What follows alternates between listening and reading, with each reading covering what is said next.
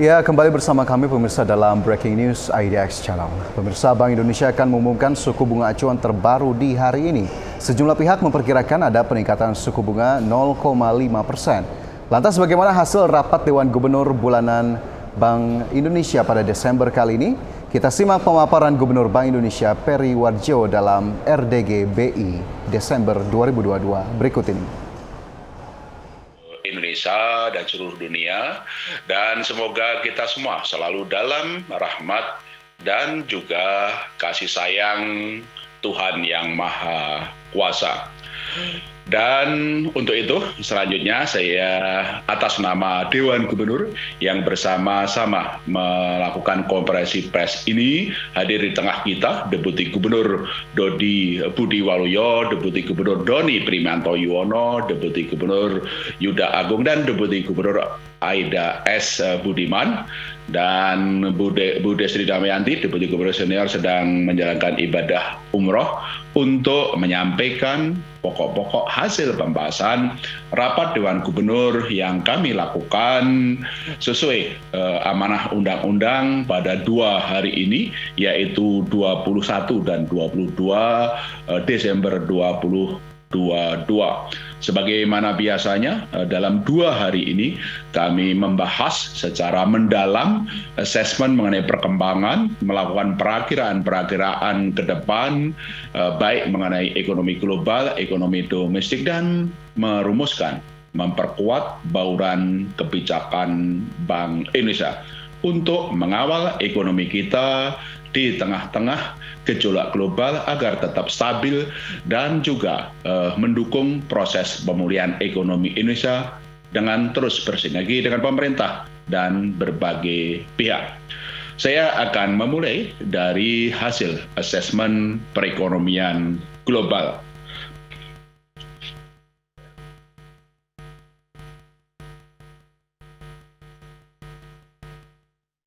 Perekonomian global menurun disertai dengan ketidakpastian yang masih tinggi.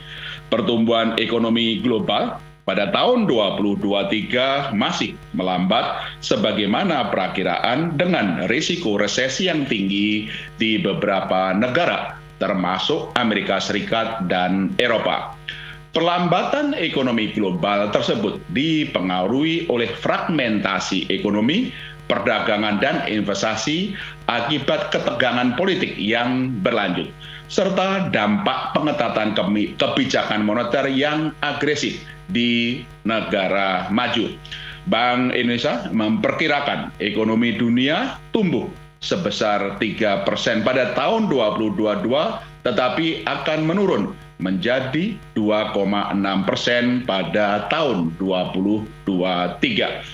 Sementara itu, tekanan inflasi global masih tinggi meskipun mulai melandai, dipengaruhi berlanjutnya gangguan rantai pasokan dan ketatnya pasar tenaga kerja terutama di Amerika Serikat dan Eropa. Inflasi yang masih tinggi mendorong kebijakan moneter global tetap ketat. Bank Sentral Amerika, The Fed, diperkirakan akan menaikkan suku bunga kebijakan moneter mereka, Fed Fund Rate, hingga awal tahun 2023 dengan siklus pengetatan kebijakan moneter yang panjang, meskipun dengan besaran yang lebih rendah dari perkiraan. Perkembangan ini mendorong tetap kuatnya mata uang dolar Amerika Serikat dan masih tingginya ketidakpastian pasar keuangan global yang kemudian berdampak pada belum kuatnya aliran modal masuk ke negara-negara berkembang termasuk Indonesia. Sementara itu, di dalam negeri, pertumbuhan ekonomi domestik Indonesia tetap baik. Permintaan domestik tetap berdaya tahan, dipengaruhi oleh daya beli masyarakat dan keyakinan pelaku ekonomi yang tetap terjaga. Perkembangan ini tercermin pada berbagai indikator bulan November 2022 dan hasil survei Bank Indonesia terkini, seperti keyakinan konsumen, penjualan eceran, dan Purchasing Manager Index PMI manufaktur. Sementara itu, kinerja ekspor tetap kuat, khususnya didorong ekspor batu bara, CPO, besi dan baja, serta ekspor jasa seiring permintaan beberapa mitra dagang utama yang masih kuat, serta dampak positif kebijakan yang ditempuh oleh pemerintah. Secara spasial, kinerja positif ekspor ditopang terutama oleh di daerah sejumlah wilayah termasuk Kalimantan, Sumatera, dan Sulawesi, Maluku, Papua yang tetap tumbuh kuat. Pertumbuhan ini yang tetap baik sejalan dengan perkembangan dari sisi lapangan usaha di mana sektor perdagangan besar dan eceran, industri pengolahan serta transformasi dan transportasi dan pergudangan yang tumbuh cukup kuat.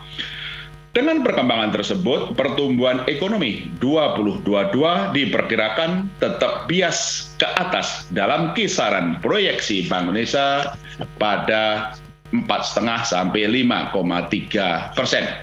Pada tahun 2023, pertumbuhan ekonomi juga masih diperkirakan tetap baik meskipun sedikit melambat, sejalan dengan pelambatan ekonomi global ke titik tengah kisaran 4,5 sampai 5,3% pada tahun 2023. Di sisi eksternal, neraca pembayaran Indonesia tetap kuat sehingga mendukung ketahanan eksternal ekonomi Indonesia. Transaksi berjalan pada triwulan 4 2022 diperkirakan akan kembali mencatat surplus sejalan dengan kinerja neraca perdagangan yang tetap mencatatkan surplus yang besar. Neraca perdagangan pada bulan November 2022 mencatat surplus 5,2 miliar dolar Amerika Serikat didukung oleh kinerja ekspor komoditas utama. Sementara itu, aliran masuk modal asing dalam bentuk investasi portfolio secara perlahan mulai terjadi pada November-Desember 2022. Meskipun secara triwulan hingga 20 Desember 2022 masih tercatat net outflow sebesar 0,4 miliar dolar Amerika Serikat. Posisi cadangan devisa Indonesia akhir November 2022 meningkat dibandingkan dengan posisi pada bulan sebelumnya yang kemudian tercatat sebesar 134 miliar dolar Amerika Serikat atau setara dengan pembiayaan 5,9 bulan import atau 5, bulan import dan pembayaran utang luar negeri pemerintah. Jumlah posisi cadangan devisa tersebut jauh berada di atas standar kecukupan internasional sekitar 3 bulan import. Secara keseluruhan, tahun 2022, kinerja neraca pembayaran Indonesia diperkirakan tetap terjaga, didukung surplus transaksi berjalan yang diperkirakan sekitar 0,4 sampai 1,2% dari PDB. Sejalan dengan permintaan eksternal dan harga komoditas global yang masih tinggi. Sementara itu, kinerja neraca transaksi modal dan finansial juga tetap baik, terutama dalam bentuk arus masuk penanaman modal asing sejalan dengan kebijakan hilirisasi dan juga promosi perdagangan dan investasi yang ditempuh oleh pemerintah. Di tengah risiko ketidakpastian pasar keuangan global yang masih tinggi, kinerja neraca pembayaran Indonesia pada tahun 2023 juga diperkirakan akan tetap baik ditopang oleh surplus neraca transaksi modal dan financial serta transaksi berjalan yang tetap terjaga seimbang dalam kisaran surplus 0,4% sampai dengan defisit 0,4% dari PDB. Dengan langkah-langkah stabilisasi Bank Indonesia, stabilitas nilai tukar rupiah tetap terjaga di tengah masih tingginya ketidakpastian pasar keuangan global. Tekanan nilai tukar rupiah pada November-Desember 2022 berkurang dipengaruhi oleh aliran masuk modal asing yang terjadi di pasar SBN serta langkah-langkah stabilisasi yang terus dilakukan oleh Bank Indonesia. Perkembangan nilai tukar rupiah tersebut cukup positif di tengah dolar Amerika Serikat yang masih kuat dan ketidakpastian pasar keuangan global yang masih tinggi. Indeks nilai tukar dolar Amerika Serikat terhadap mata uang utama DXY tercatat masih tinggi, yaitu di level 104,16 pada 21 Desember 2022. Dengan perkembangan tersebut, nilai tukar rupiah sampai dengan 21 Desember 2022 terdepresiasi 8,56% year to date dibandingkan dengan level akhir 2021. Depresiasi nilai tukar rupiah tersebut relatif lebih baik dibandingkan dengan depresiasi mata uang sejumlah negara lain di kawasan seperti Tiongkok 8,96% year to date dan India 10,24% year to date. Kedepan, Bank Indonesia akan terus memperkuat kebijakan stabilisasi nilai tukar rupiah agar sejalan dengan nilai fundamentalnya untuk mendukung upaya pengendalian inflasi dan stabilitas makroekonomi. Dengan akan meredanya gejolak global, Bank Indonesia meyakini bahwa nilai tukar rupiah pada tahun 2023 akan bergerak lebih stabil dan menguat ke arah nilai fundamentalnya. Ekspektasi inflasi dan inflasi secara bulanan terus menurun dan lebih rendah dari perkiraan awal, meskipun masih tinggi. Inflasi IHK, indeks harga konsumen pada November 2022 tercatat lebih rendah dari perkiraan inflasi bulan sebelumnya. Meskipun masih tinggi, yaitu tercatat 5,42% year on year dan masih di atas sasaran yang ditetapkan pemerintah 3% plus minus 1%.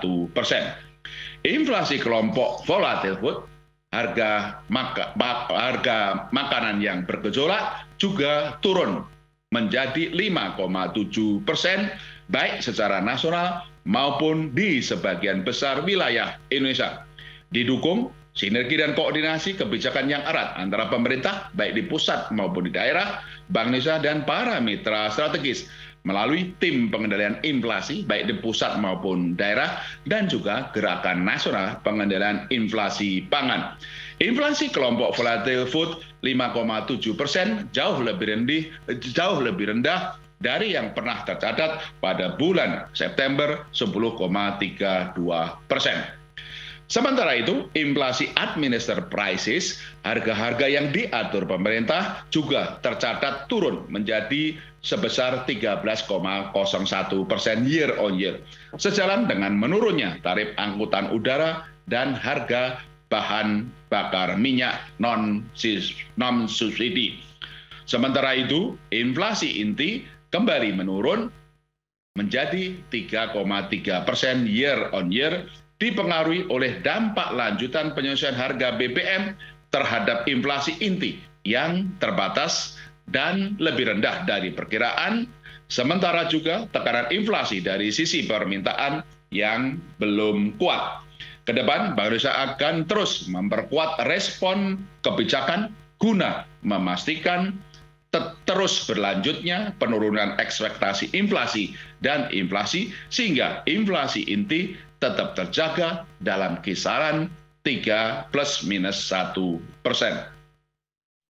Likuiditas perbankan dan perekonomian masih memadai untuk mendorong peningkatan kredit dan pembiayaan serta pemulihan ekonomi lebih lanjut.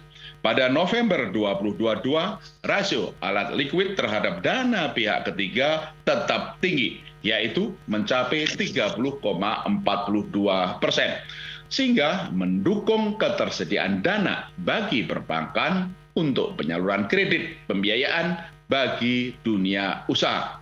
Hal ini sejalan dengan stand kebijakan likuiditas yang akomodatif yang ditempuh oleh Bank Indonesia. Likuiditas perekonomian juga tetap sejalan dengan kegiatan ekonomi, tercermin pada uang beredar dalam arti sempit M1 dan dalam arti luas M2 yang tumbuh masing-masing sebesar 11,7% year on year dan 9,5% year on year. Sementara itu, sejalan pelaksanaan kesepakatan bersama antara Bank Indonesia dan Kementerian Keuangan berdasarkan Undang-Undang 2 tahun 2020, Bank Indonesia melanjutkan pemberian SBN di pasar perdana dalam rangka program pemulihan ekonomi nasional serta untuk pembiayaan penanganan kesehatan dan kemanusiaan dalam APBN guna penanganan dampak pandemi COVID-19. Secara keseluruhan, pada tahun 2022 hingga 21 Desember 2022, Bank Indonesia telah melakukan pembelian SBN sebesar Rp144,53 triliun yang terdiri dari pelaksanaan kesepakatan bersama yang pertama sebesar 49,11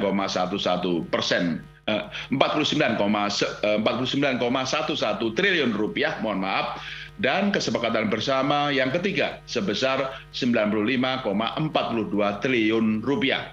Sesuai kesepakatan bersama yang ketiga, Bank Indonesia juga masih akan melakukan pembelian SBN di pasar perdana sebesar 128,58 triliun rupiah untuk pendanaan anggaran kesehatan dan kemanusiaan dalam APBN 2022. Suku bunga perbankan juga masih kondusif untuk mendukung penyaluran kredit pembiayaan bagi dunia usaha dan pemulihan ekonomi nasional. Di pasar uang, suku bunga Indonesia pada 21 Desember 2022 naik 200 basis point dibandingkan dengan akhir Juli 2022 menjadi sebesar 4,8%. Sejalan dengan kenaikan suku bunga kebijakan moneter Bank Indonesia, BI 7-day reverse repo rate, dan juga penguatan strategi operasi moneter. Imbal hasil SBN tenor jangka pendek meningkat 59 basis point, sementara imbal hasil SBN tenor jangka panjang tetap terkendali. Sementara itu, kenaikan suku bunga perbankan, baik suku bunga dana maupun suku bunga kredit, lebih terbatas. Suku bunga deposito 1 bulan pada November 2022 tercatat 3,72% atau meningkat 83 basis point dibandingkan dengan level Juli 2022. Sementara suku bunga kredit pada bulan November 2022 tercatat 9,11% atau meningkat 17 basis point dibandingkan dengan level Juli 2022. Kenaikan suku bunga yang terbatas tersebut dipengaruhi oleh kebijakan likuiditas yang akomodatif dan likuiditas yang masih longgar di perbankan. Kedepan, Bank Indonesia akan terus mendorong perbankan untuk membentuk suku bunga kredit yang efisien, akomodatif, dan kompetitif yang dapat mendukung pemulihan ekonomi. Intermediasi perbankan terus membaik didorong peningkatan dari sisi permintaan maupun dari sisi penawaran. Pertumbuhan kredit pada November 2022 tercatat sebesar 11,16% year on year, ditopang oleh pertumbuhan positif di seluruh jenis kredit dan mayoritas sektor ekonomi. Pemulihan intermediasi juga terjadi pada perbankan syariah, bahkan dengan pertumbuhan pembiayaan yang lebih tinggi, yaitu sebesar 23,5% year on year. Di segmen UMKM, pertumbuhan kredit UMKM pada November 2022 tercatat cukup tinggi sebesar 18,13%. 18,13% year on year. Dari sisi penawaran, perbaikan intermediasi perbankan didukung oleh likuiditas perbankan yang lebih memadai dan standar penyaluran kredit pembiayaan yang tetap longgar. Sementara dari sisi permintaan, kenaikan kredit pembiayaan ditopang oleh permintaan korporasi dan konsumsi rumah tangga yang tetap baik. Secara keseluruhan, perkembangan intermediasi perbankan yang positif ini turut mendukung pemulihan ekonomi nasional. Ketahanan sistem keuangan, khususnya perbankan, juga tetap terjaga baik dari sisi permodalan maupun dari sisi likuiditas. Permodalan perbankan tetap kuat dengan rasio kecukupan modal capital adequacy ratio CAR pada bulan Oktober 2022 yang tetap tinggi, yaitu sebesar 25,08%. Seiring dengan kuatnya permodalan, risiko tetap terkendali yang tercermin dari rasio kredit bermasalah non-performing loan (NPL) pada Oktober 2022 yang tercatat rendah, yaitu 2,72% secara bruto dan 0,78% secara neto.